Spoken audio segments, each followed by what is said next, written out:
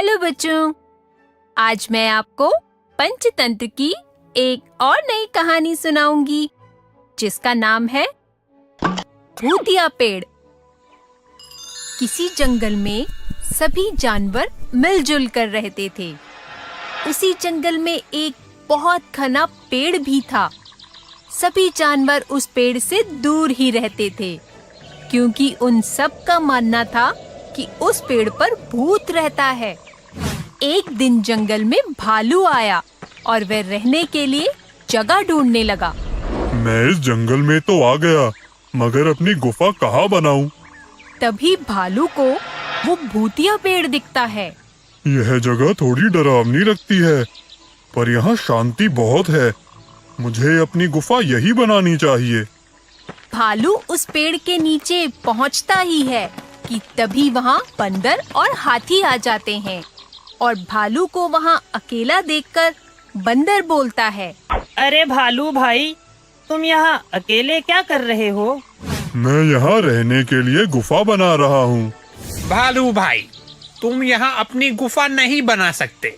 यह जगह सुरक्षित नहीं है। सुरक्षित नहीं है? तुम कहना क्या चाहते हो? हाथी भाई ठीक बोल रहे हैं। इस पेड़ पर तो भूत रहता है। तुम मेरे घर के नीचे अपनी गुफा बना लो, वहाँ तुम्हें कोई परेशानी नहीं होगी। अगर यह सच है तो मैं अपनी गुफा बंदर भाई के घर के नीचे ही बनाऊंगा। तीनों वहाँ से चले जाते हैं। भालू अपनी गुफा ठीक उसी पेड़ के नीचे बनाता है जिस पेड़ पर बंदर रहता था। भालू निश्चिंत होकर वहाँ रहने लगता है। एक दिन भालू जंगल में घूमने के लिए निकलता है। घूमते घूमते वो उसी पेड़ के नीचे जा पहुँचता है। अगर इस पेड़ पर भूत रहता है तो वह मुझे इतने दिन से दिखाई क्यों नहीं दिया? मुझे लगता है यहाँ जरूर कुछ गड़बड़ है। भालू के ऐसा कहते ही पेड़ के ऊपर से आवाज आती है, तुम यहाँ आ तो गए हो, लेकिन जा नहीं पाओगे। मैं तुम्हें खा जाऊंगा। कौन है यहाँ? मैं इस पेड़ पर रहने वाला भूत हूँ। भालू डर कर वहाँ से भाग जाता है। भूत भूत, भागो भागो। अपनी गुफा में पहुंचकर भालू बंदर को बुलाता है। अरे भाई, क्या हुआ? क्यों चिल्ला रहे हो? बंदर भाई, मैंने अभी भूत देखा, वही उस पेड़ के नीचे। क्या भूत? मैंने तुम्हें वहाँ अकेले जाने से मना किया था। तुम अभी इस जंगल में नए हो और वो भूत तो बहुत खतरनाक है। उसने पहले भी कई जानवरों को नुकसान पहुँचाया है। मुझे तुम्हारी बात मान लेनी चाहिए थी। आज के बाद मैं कभी भी वहाँ अकेला नहीं जाऊंगा। भालू अब उस पेड़ के पास कभी अकेला नहीं जाता था। एक दिन भालू को जंगल में एक गोरिल्ला दिखता है। लगता है ये गोरिल्ला जंगल में नया आया है, वरना आज से पहले तो मैंने इसे कभी नहीं देखा। भालू उसके पीछे चल पड़ता है।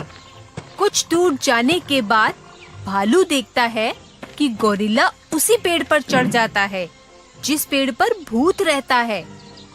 ये देखकर भालू बंदर के पास जाता है। बंदर भाई, मैंने अभी अभी ये गोरिल्ले को भूत वाले पेड़ पर चढ़ते हुए देखा। शायद वह इस जंगल में नया है। पर गोरिल्ला को तो उसकी दुष्टता के कारण काफी समय पहले इस जंगल से निकाल दिया गया था। तो फिर वो जंगल में क्या कर रहा है और उस भूत वाले पेड़ पर क्यों चढ़ गया? क्या वो नहीं जानता कि उस पेड़ पर भूत रहता है? बंदर सोच में पड़ जाता है। वह समझ जाता है कि पेड़ के भूत के पीछे कोई गहरा राज छुपा है। बंदर रात को भूतिया पेड़ के पास ही एक पेड़ पर चढ़कर छुपकर चिल्लाता है, अरे वाह, बहुत दिनों के बाद किसी गोरीले की खुशबू आ रही है।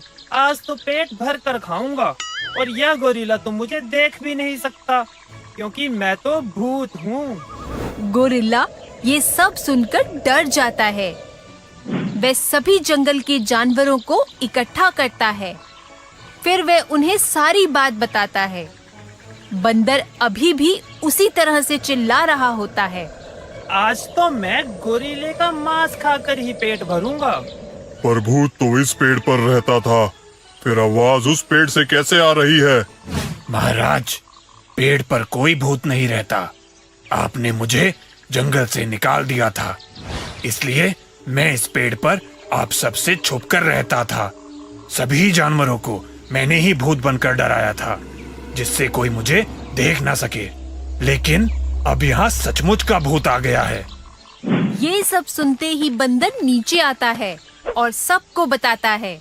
यहाँ कोई भूत नहीं रहता। पेड़ पर रहने वाले भूत का सच सामने लाने के लिए ही मैं भूत बनकर इसे डरा रहा था, ठीक वैसे ही जैसे इसने हम सबको डराया था। गोरिल्ले का झूठ पकड़ा जाता है और उसे जंगल से बाहर निकाल दिया जाता है।